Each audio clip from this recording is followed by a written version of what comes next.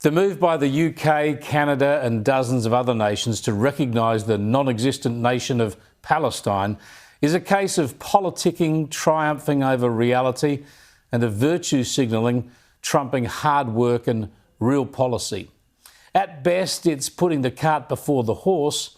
At worst, it's rewarding the bloodthirsty slaughter of innocent people carried out by the Islamist terrorists of Hamas with a political gesture that they think Hamas and its supporters want. The irony is, of course, that Hamas wants nothing of this two-nation approach. It wants only the annihilation of Israel and Jews, and then Christians and any other non-Islamist infidels too. Yet all this momentum for recognition has only come about because of Hamas's violence and terrorism and warfare. For all the wrong-headedness of this approach, its practical absurdity and its moral repugnance, the Albanese government is pretty much on board.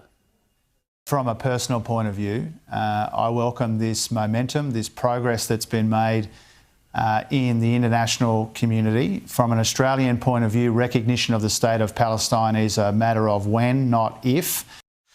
This is pretty shameful stuff, very sad for our country's national values and our international standing.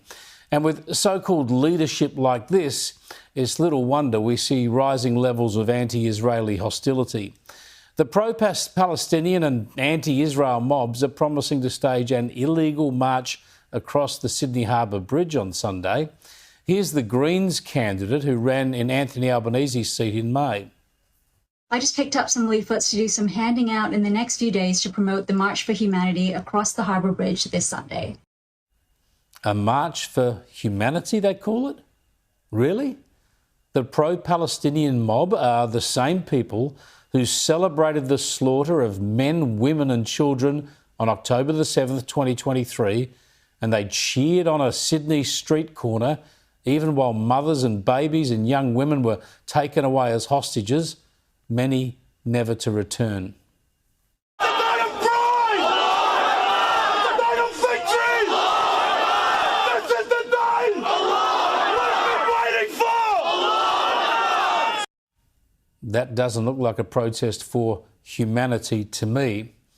And nor did the gathering the following night when they were still retrieving bodies in Israel, but the pro-Palestinian mob in Australia turned up at the Opera House to stop Jewish Australians from mourning.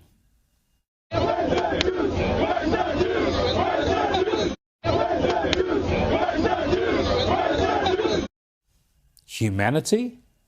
Was that a protest for humanity?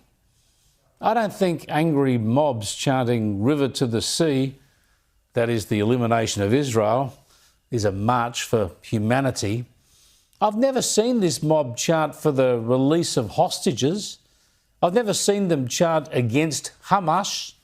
I've never seen them offer 1 ounce of humanitarian concern for the slaughtered Israelis, the tortured hostages, or the families left waiting.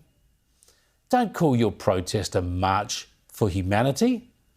That's an Orwellian distortion.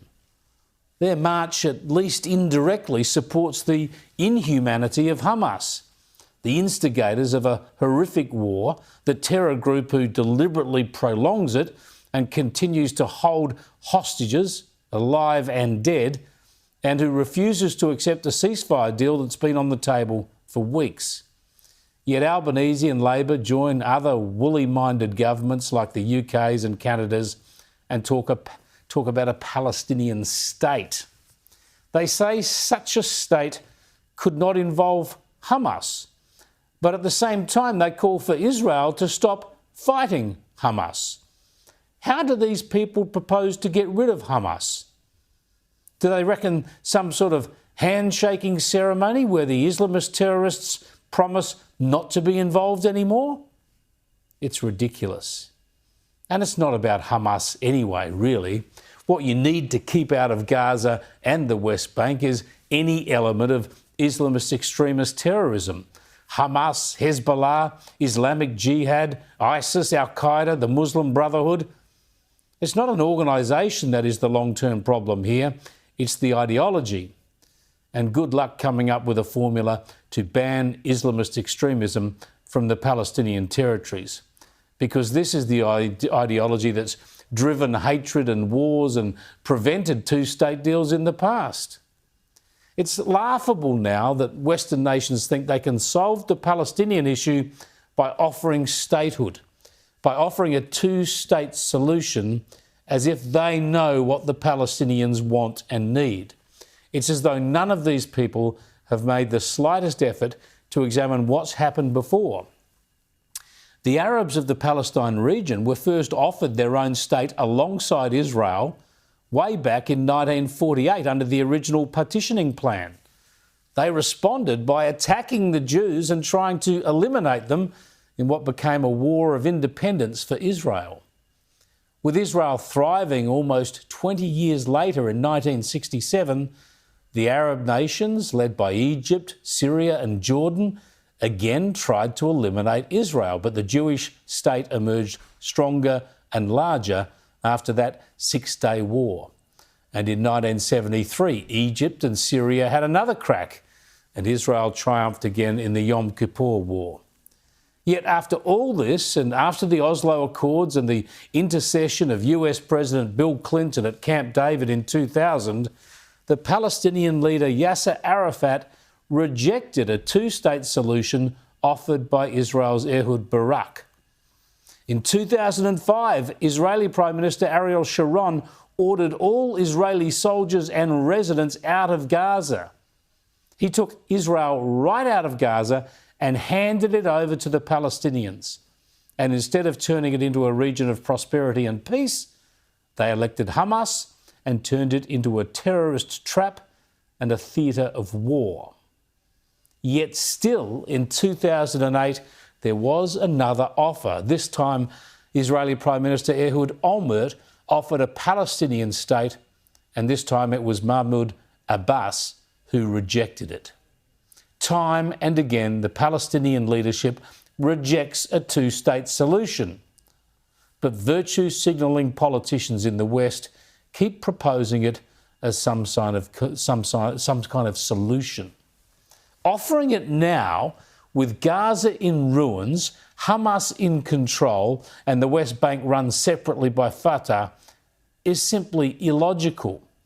Without action, without rooting out Hamas and other Islamist extremists, without working out the borders, the security and the democratic systems, and without extracting an emphatic declaration about the right of Israel to exist in peace and security, well, without any of this stuff, it's just blather.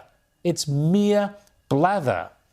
And it's grotesque that this conversation is being had on the back of Hamas's slaughter of Israelis and its deliberate plunging of Gaza into war and its continued use of Gazans as human shields and sacrifices. To suggest this inhuman violence, this repugnant and murderous strategy should be rewarded with the promise of an imaginary country, well, it's just abhorrent. And by the way, it's also pointless. It's a way for these politicians to try to appear like statesmen, a way to pretend they have a solution, and really a way for them to avoid making the hard decisions that need to be taken. Frankly, it's shameful.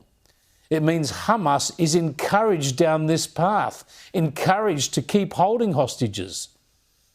If they don't have the moral clarity and fortitude to unambiguously condemn Hamas and demand its defeat, then they should hand over to people who have backbones.